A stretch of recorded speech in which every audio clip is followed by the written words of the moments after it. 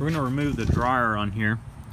So what you've got a pressure switch, a temperature switch, and two lines.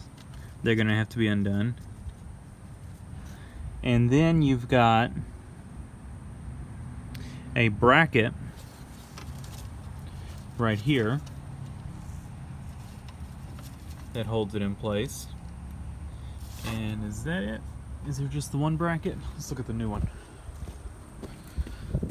It looks like there's another on the other side. Yep. Couldn't see it. It's being blocked by the pressure switch. But you've got another bolt right in here. So we're going to go ahead, we'll pull this pressure switch off.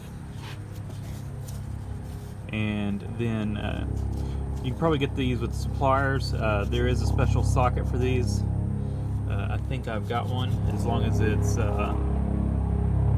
the right size.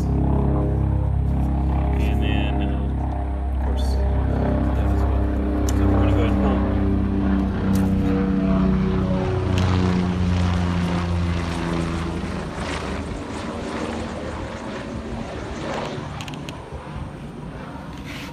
And undo these wires.